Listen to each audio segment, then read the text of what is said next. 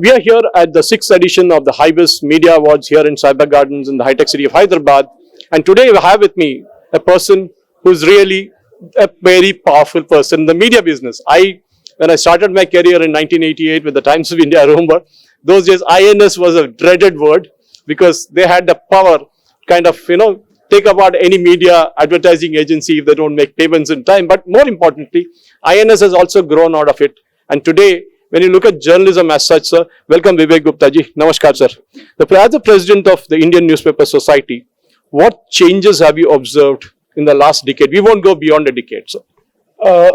First and foremost, I think during COVID, a lot of journalists lost their lives. I would like to start with by paying tribute to them.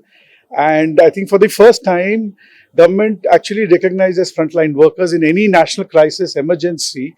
Journalists are also on the front line covering news and making sure that the right information goes to the right people.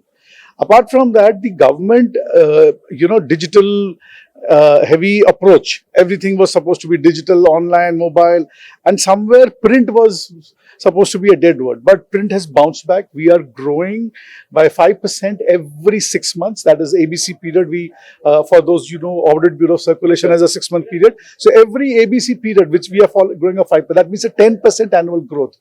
Our advertisings are, they're bouncing back. They are coming. Right now, we have more advertising. I mean, it's not a comparison or it's not but we have more advertising than the TV industry.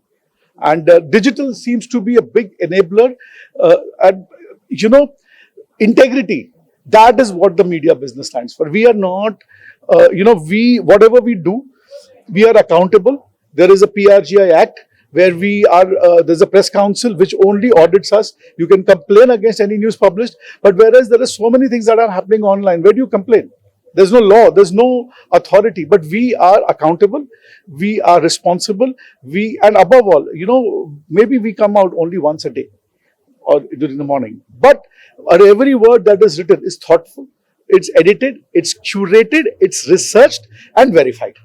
Mr. Gupta, the challenge obviously is that, there is a period called pre-COVID and post-COVID now. As much as we used to do AC and then, before AD and BC, that era is gone now. Today we are speaking about an era where the young generation is the toughest to catch. Say the ones who are below the age of 30. We are the last generation possibly who are full-time reading a newspaper. They are reading a newspaper, but they are reading it in a digital way. They are reading e-papers. Do you think the challenge is there for the as an INS, president of the INS, to kind of inculcate the spirit of reading in the morning with a cup of tea? That becomes a newspaper habit. How are you bringing back that habit, sir? So, I would not like to preach anything. I'm too junior. But what I would like to say, content is king. If you give the right content to the audience will read. What we have noticed that the young generation, when they are in the school and college, they somehow have a disconnect with the newspaper, but the moment they are getting married down, settling in their lives, they are coming back. And we have a new branch of readers who are in the late 20s and the early 30s starting to read a newspaper again. Again, see, if we keep doing the same thing that we did 100 years ago or 50 or even 25 years ago, it won't work. Okay. This new India, this new aspiring India needs new content. They need to talk about AI. They need to talk about science. They need to talk about wellness. Crime is not a hot word anymore. Crime is no longer relevant. Politics maybe a little bit because it affects all our lives. But economy, someone needs to explain how Trump is impacting our lives. Sure. So they are now interested in the explanation part, not the information part. So somewhere we have matured as a democracy, matured as a country, matured as a readership audience. And wherever the content has been, and I would like to sidestep here and say the vernacular content. See, India is a land of diverse languages. We have some very prominent, very powerful 10-12 languages on a regional level.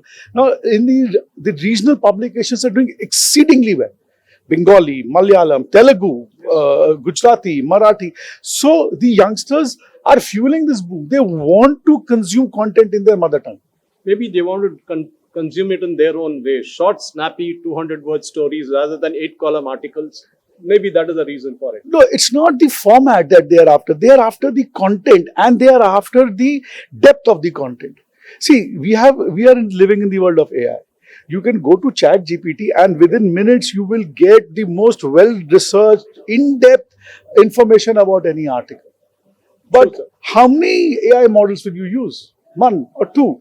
A newspaper editor not only uses it, but he uses his own perspective, his opinion, views. He understands the ethos of the society, a culture. There are a lot of things that goes when you write an article. Wonderful. Mr. Gupta, I wish we could go on. It's pretty hot out here, I know that, and you've been through this program for the last few hours.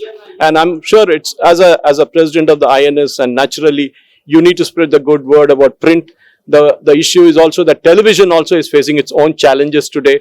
Some people like Bhupen I spoke to earlier are alluding to the way that normal television is dead. It is kind of now moving to the digital age, which even the newspapers acknowledge today that they have digital editions which are actually making money. I subscribe to New York Times, I subscribe to Washington Post, I subscribe to the Times of India, the Indian Express, Hindustan Times, spend a lot of money on that because I feel that I can download articles. Do you think the digital part of it is also a part of the INS's, foray into taking newspapers to the next level? We are all for embracing new technology. Change is the only constant in our lives. You can't avoid change. And you can't tell consumer you are wrong, your tastes and preferences are wrong. They are the consumer. They are the king. They are paying you. They are paying for our bills. They are paying our salaries. But what I would like to say, and you have to, with all humility, I would like to say that the newspapers started some more than 250 years ago. In 1865, the first, the Hickey's, the first print edition of a newspaper came out. Since then, radio came and we were told newspapers are finished. Then TV came, we were told we were finished. Then came internet, we were told we were finished. Then came mobile, we were told we are finished. Then came digital and we were told finished. So I have survived, or this industry has survived, 5 major onslaughts or consumption patterns of information, knowledge and content. Yet we continue to remain stronger. Yet we continue to be resilient. We continue to do beautifully ahead, all with the love and support of our people and our readers. A cup of tea and a newspaper in the morning is the best thing that can start the day. Thank you very much, Mr. Gupta, for speaking to us at HyBiz. Thank you very much, sir. Namaskar.